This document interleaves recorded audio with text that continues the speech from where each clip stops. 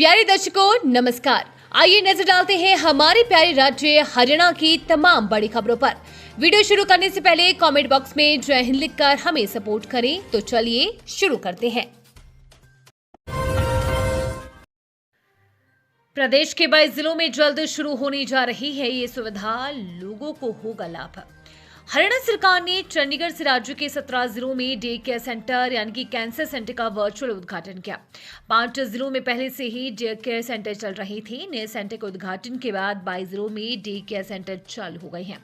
मुख्यमंत्री ने वित्त वर्ष 2025-26 के बजट में घोषणा की थी कि राज्य के 17 जिलों में डे केयर सेंटर खोले जाएंगे। मुख्यमंत्री नायब सिंह सैनी ने कहा कि कैंसर हरियाणा ही नहीं बल्कि पूरे देश में एक गंभीर सार्वजनिक स्वास्थ्य चुनौती बनकर उभरा है।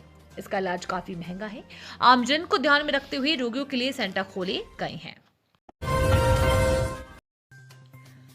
हरियाणा के सरकारी स्कूलों में 4 लाख फर्जी दाखिला केस में बड़ा अपडेट, अब होगा ये एक्शन। हरियाणा के सरकारी स्कूलों में करीब 4 लाख कथित सीबीआई ने पंचकुला की विशेष अदालत में क्लोजर रिपोर्ट दाखिल कर दी है। जांच एजेंसी ने किसी भी अधिकारी के खिलाफ आपराधिक कार्रवाई के लिए पर्याप्त साक्ष्य नहीं मिलने की बात कही है। सीबीआई की इस रिपोर्ट को विशेष अदालत की स्वीकृति मिलना अभी बाकी है। यह मामला पंजाब एवं हरियाणा हाईकोर्ट में अतिथि अध्यापकों से जुड़ी सुनवाई के दौरान सामने आया था। मार्च 2016 में किए गए सत्यापन में पाया गया कि राज्य के सरकारी स्कूलों में दर्ज 22 लाख विद्यार्थियों में से लगभग 18 लाख ही वास्तविक थे। जांच में संकेत मिले हैं कि कमजोर और निम्न आय वर्ग के छात्रों के लिए चलाई जा रही मिड डे मील जैसी योजनाओं का कथित रूप से दुरुपयोग हो रहा था। हरियाणा की रिहायशी कॉलोनियों में होने जा रहा है ये बदलाव, नायब सरकार ने जारी की नई पॉलिसी।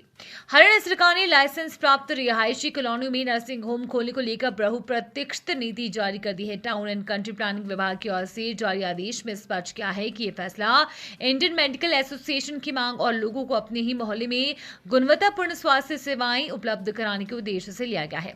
सरकार का कहना है कि तेजी से बढ़ते शहरीकरण और अस्पतालों की दूरी के कारण लोगों को आपातकालीन सेवाओं में दिक्कतों का सामना करना पड़ता है। हरियाणा सरकार ने बजट सत्र से पहले पेंशनरों को दिया तोहफा, पेंशन में की बढ़ोतरी, जानिए अब कितना मिलेगा पैसा। सरकार ने बजट सेशन से पहले पेंशनरों को बड़ी राहत दी है। सरकार की ओर से 13 कैटेगरी के पेंशनों में 200 रुपए की बढ़ोतरी की गई है।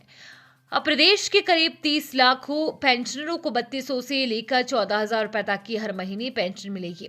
सीएम नायब सिंह सैनी के निर्देश पर सोशल वेलफेयर डिपार्टमेंट की ओर से इसका नोटिफिकेशन भी जारी कर दिया गया है। अभी तक 9 कैटेगरी की पेंशनों में 3,000 रुपए हर महीने लाभार्थियों को दिए जा रही थी, लेकिन अब सरकार की ओर से 200 रुपए की बढ़ोतरी के बाद 3200 रुपए महीने दिए जाएंगे।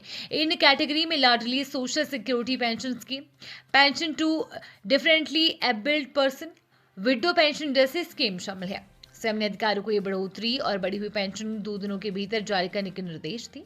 बता दें कि पेंशन को लेकर बीते कल बुधवार यानी कि सीएम नायब सिंह सैनी ने एक इमरजेंसी मीटिंग की थी, जिसमें सेवा विभाग के 3 सीनियर अधिकारी और पेंशन से जुड़े 11 अन्य अधिकारियों को भी बुलाया गया था। अब ऐसे समय में नहीं उड़ेगा सीएम का हेलीकॉप्टर, हरियाणा सरकार फ्लाइट सेफ्टी नियमों को किया सख्त। हरियाणा सरकार ने वीआईपी और वीवीआईपी उड़ानों की सुरक्षा को लेकर बड़ा फैसला लिया है। अब खराब मौसम की स्थिति में राज्य के विशेष विमानों को उड़ान भरने की अनुमति देना आसान नहीं होगा। नई व्यवस्था के तहत मुख्यमंत्री सहित कोई भी वीआईपी मौसम संबंधी नियमों से ऊपर नहीं होगा। नागरिक उड्डयन विभाग ने इस संबंध में एक टेंडर जारी कर स्पष्ट संदेश दिया है कि सुरक्षा मानकों से समझौता नहीं किया जाएगा। सरकार ने उड़ानों के लिए अत्याधुनिक डिजिटल सिस्टम को अनिवार्य करने की प्रक्रिया शुरू की है। इसके तहत ई फ्लाइट प्लानिंग, रियल टाइम मौसम update, navigation alert, flight dispatch monitoring और लोड कंट्रोल जैसी व्यवस्थाएं लागू की जाएंगी। इसका उद्देश्य ये सुनिश्चित करना है कि यदि मौसम निर्धारित मानकों के अनुरूप नहीं है तो उड़ान को स्थगित किया जा सके, भले ही वो किसी उच्च पदाधिकारी ही क्यों ना हो। हरियाणा ने प्रदूषण स्तर में 13% कमी लाने का रखा लक्ष्य, सरकार जल्द करेगी ये योजना तैयार।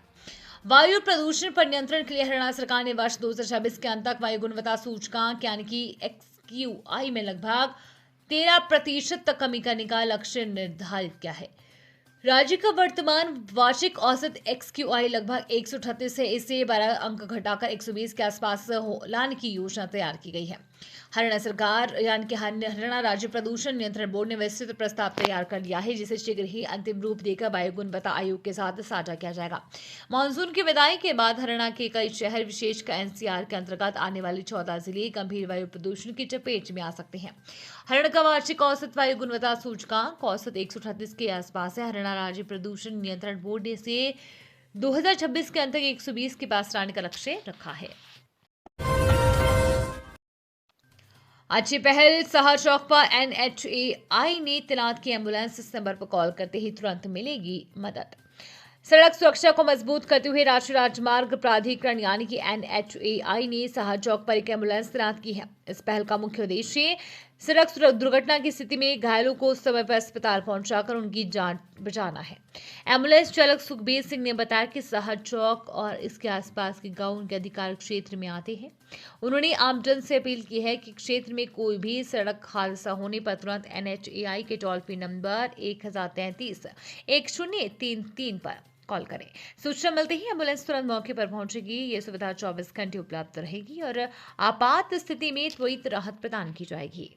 ये थी आज की फटाफट खबरें। हम मिलेंगे अगले बुलेटिन में, तब तक के लिए धन्यवाद और जय हिंद।